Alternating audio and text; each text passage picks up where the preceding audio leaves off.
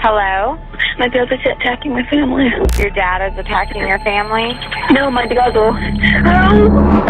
These were the chilling words of 12-year-old Daniel James Beaver as he begged for the police to save him from his two older brothers, who were running rampant throughout his house, killing everybody inside. But less than a minute after the phone call began, Daniel could be heard screaming and begging for his life until the line went dead. Police arrived at the scene quickly and were greeted by a gruesome scene that had played out all across the house. Blood was found smattered around the porch, and a faint cry for help could be heard from inside. The plea came from 13-year-old Crystal Beaver, but everybody else in the house, except for 2-year-old Autumn, was dead. One of these surviving Bever children, a 13-year-old girl, saying her brothers were fascinated by mass killings for at least a year. Police heard commotion near the back door of the property and discovered perpetrators Robert and Michael Beaver covered in blood and smiling as if they were proud of what they had done. Robert was laughing and told police that killing more than one person had turned him into a god. Unfortunately, Robert's interrogation tape was never released to the public, but 15-year-old Michael's is fully available and gives us some insight into what drove these boys to commit such a brutal crime. I was hoping maybe you could kind of just go back at the beginning when all this started and kind of tell me what happened. A couple months ago, he started talking about rampage and stuff like that. Okay. I didn't take it seriously at first, but then he started buying like body armor and stuff. Where did he buy body armor from? eBay and Amazon.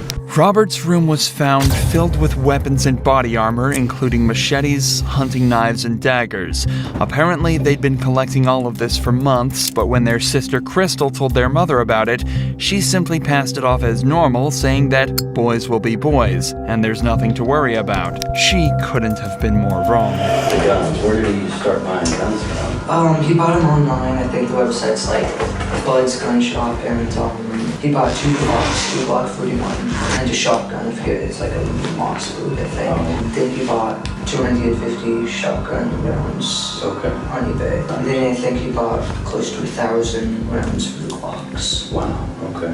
Where was he supposed to pick those? The ammunition, it was being shipped to the house. Knives and machetes were one thing, but guns and over 1,000 rounds of ammunition are a completely different matter. So once they'd ordered it to their house, they knew that their parents couldn't be home when it arrived. But what did they even need all of these weapons for? It doesn't take 1,000 bullets to kill 5 people. Well, it turns out that the brothers had a much, much bigger plan. Tell me more about making plans and what you guys talked about. Making plans, we all plotted every night. Why did he want to do it? Because he just, he says he hates everyone. He thinks society is pointless. And so he wanted to, beat, the amount of other famous people like Columbine and James Deacon Holmes. So did you guys have a goal? Did you have a number?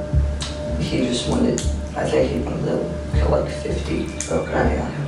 The two boys stayed up late most nights talking and scheming, and once they realized they were both separately interested in murder, the die was cast, and from their perspective, there was no turning back. The boys had grown a bond throughout their lives due to their living conditions. Their parents, April and David Beaver, were somewhat abusive to their children.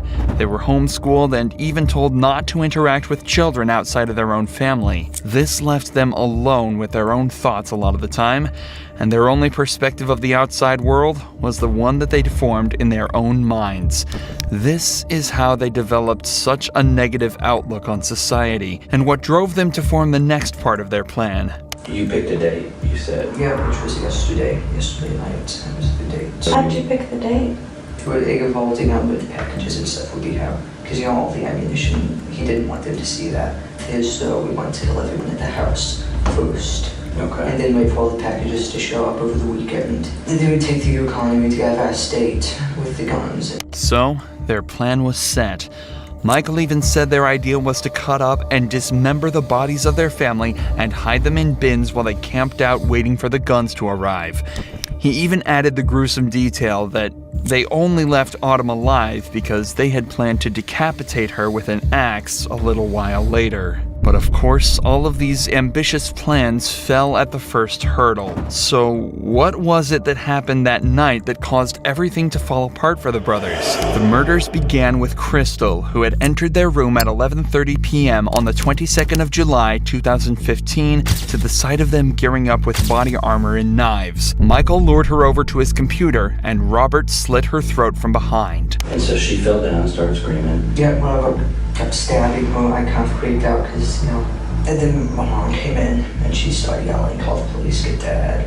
And then he came over and started attacking her. So he stabbed your mom with the same knife? Yep, same knife. And where did he stab her? I think in the neck too. At this point, Crystal had managed to get up and stumble out of the door in an effort to escape, but Michael quickly followed her and dragged her back inside. Is she still alive? Yeah, she was still screaming. And then that's about the time Dad came down. They got a little bit of a fight, but then eventually Robert got him down. Did he cut his throat too? The three eldest members of the family were now well and truly out of action. With their parents dead and Crystal's throat slit, bleeding out on the porch, they just left their four younger siblings, the people they thought would give them the least problems.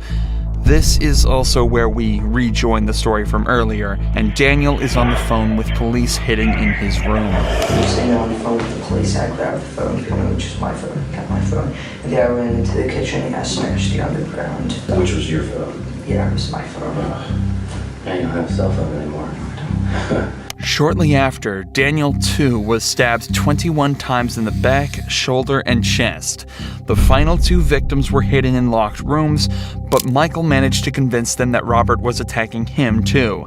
This lured them out, and the brothers finished their attack by once more stabbing 6-year-old Christopher and 5-year-old Victoria to death. Throughout this interview, though, Michael has been placing a huge amount of blame on Robert, even at points saying that he was just standing there, letting Robert do all the work, and that he was only part of this in the first place because he knew Robert was going to do this anyway, and he wanted to be on his good side. I didn't want to kill anyone or hurt anyone. I couldn't do it, so I was going to let him, kill everyone. Yeah, but you stabbed somebody in the neck. I mean, I just kind of... How do you feel about what you've done now? I didn't like it. I mean, how do you feel about your mother? You watched her get stabbed, you cut her throat yourself, and you watched her bleed all over the place and scream. How does that make you feel? No, think about it.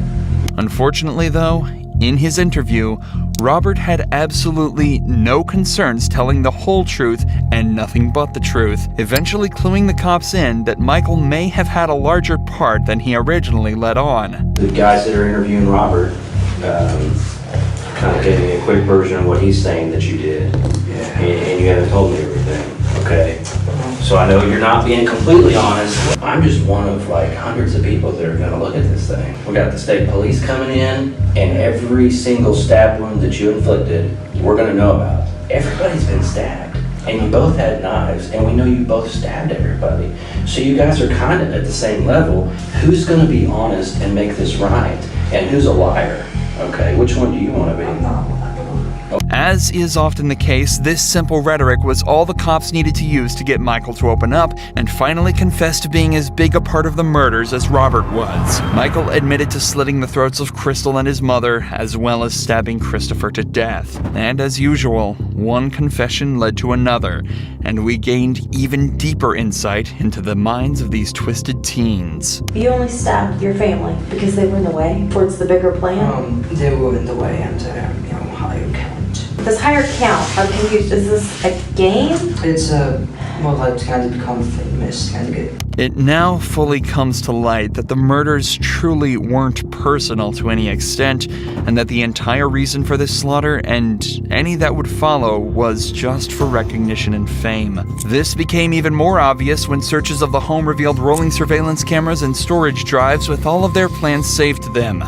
Robert later revealed that they planned to make 2 videos, one to taunt the police with, and another to post online. The rest of Michael's interview footage consists of him writing a statement that unfortunately was never publicized. But whatever it was that he wrote must have been pretty messed up, as the detective watching over him couldn't even finish reading it, and reacted like this.